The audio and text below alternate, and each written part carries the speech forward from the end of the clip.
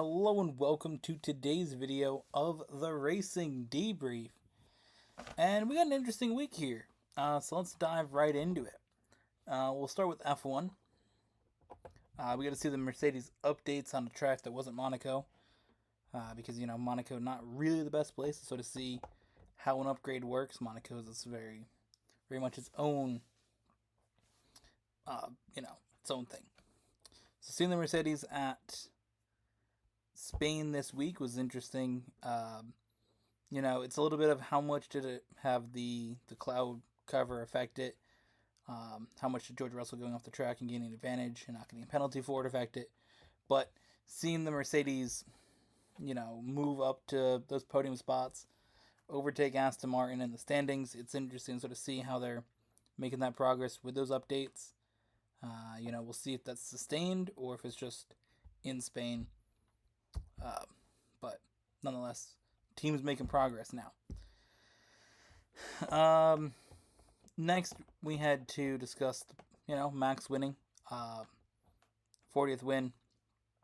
Continuing to add to that win total. Very, very exciting to see. I think that overall the race maybe didn't have the most excitement, but again, seeing Max win is always exciting, always cool. So I'm not gonna complain about it. I don't think that the extra layout changed the track really did much. Maybe some of the cars were able to stay a little closer, but it didn't really change the track that much. You just didn't have that weird chicane area. It's definitely fun to play in the F1 game because I played it Gran Turismo layout all the time with that turn. So it's definitely gonna be cool to have that as an option in F1 to race the track, but it's gonna be a little bit easier to get around that section. Makes Spain a little bit more of an enjoyable track. I did watch IndyCar this week, so we're gonna jump into that.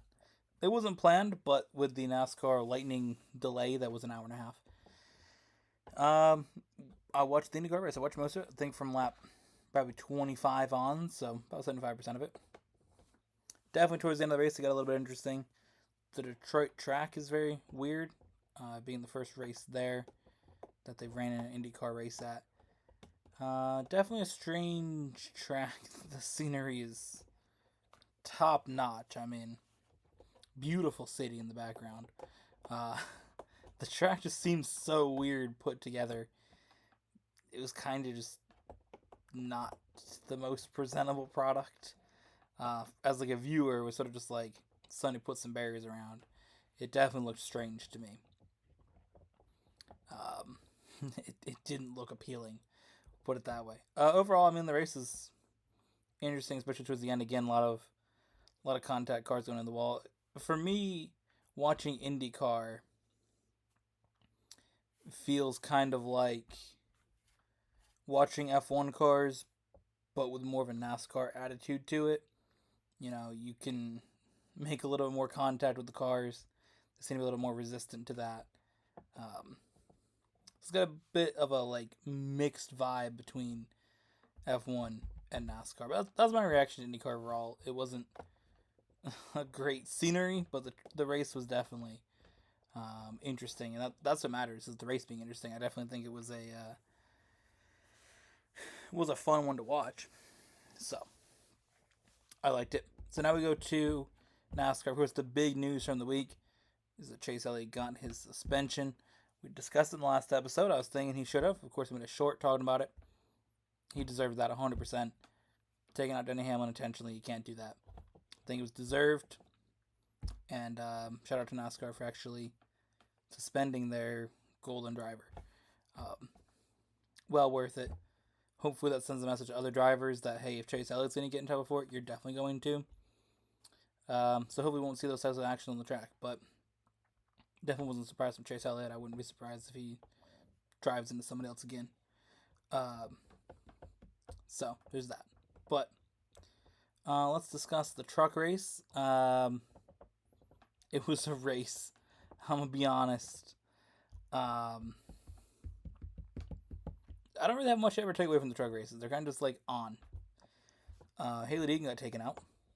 So that felt unnecessary. But outside of that, Grant Finger pulled up with the win. The crash for the lead at the end, that was interesting. Zane Smith and some guy, I forgot who it was. Oh my god.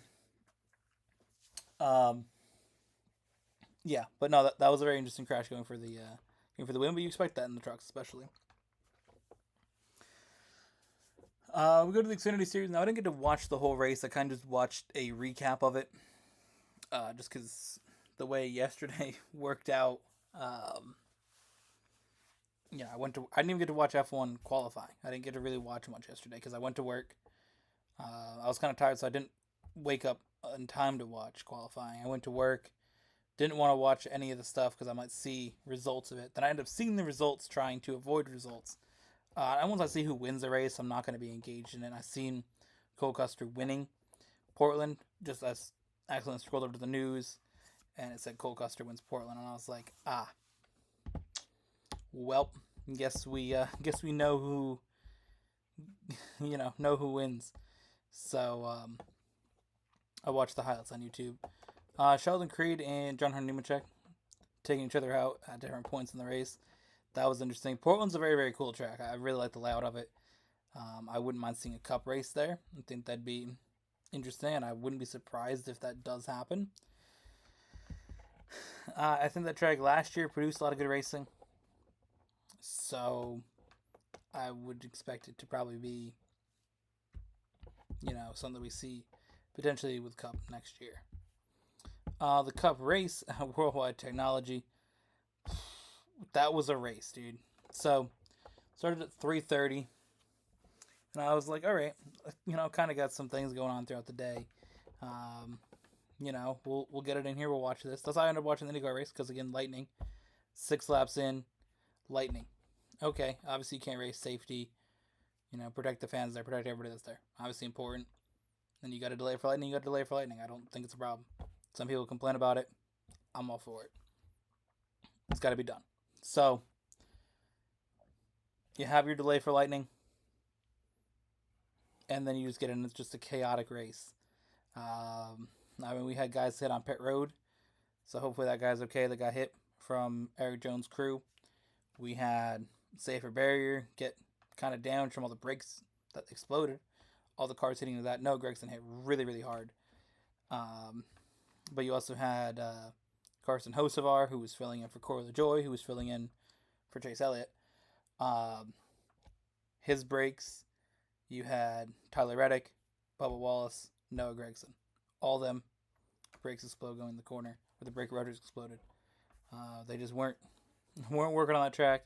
It's something with Gateway. It's got to definitely be with the heat cycles that go through the brakes, heating up, cooling down through the corner. Just a long enough straight that it does. Because we've seen it with Kevin Harvick last year. So, very similar incident with more cars this year. Because I think he was the only one that had it last season. But this year we've seen it with 4 drivers. So, we'll, see what happens with that. But just a lot of things going on, a lot of crashes towards the end. Minor incidents that took a while to go through. But overall, just Worldwide Technology was a very, very wild race. I definitely liked it. It took way longer than it was supposed to be. Supposed to be one of the shortest Cup races of the year, 300 miles. That's typically an Xfinity race. I ended up taking, I didn't get to finish watching it until 9:30. I know it ended a little before that, probably about 9, but started at 3:30, ended at 9. Definitely a long race. Yeah, I thought it was a good race. Definitely want to see it again next year. I hope they go back. I'm sure they will. It was a sellout crowd. So, it'll be one of those things that we'll see. We'll see again next year. But hopefully they get something, started with these breaks and all that, because it definitely felt like it was, a bit of a problem. Again, Kyle Busch winning though, that was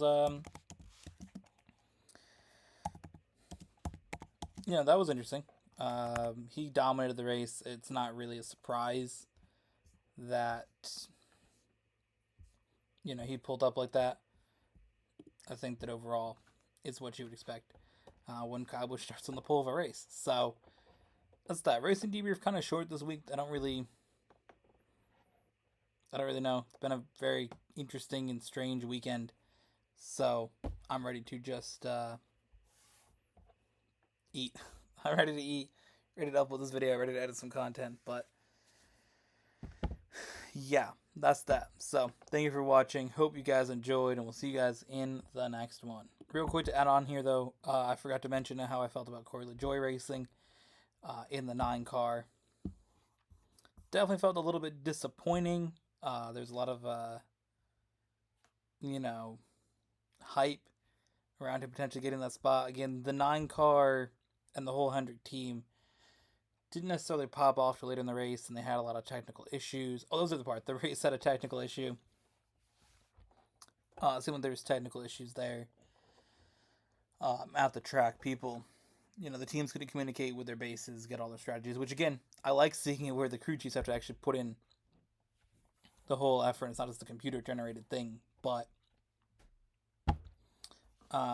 it's one of those things that it was disappointing. It felt like an opportunity to pull up and do solid, get a top 10, show, he should be in a top team.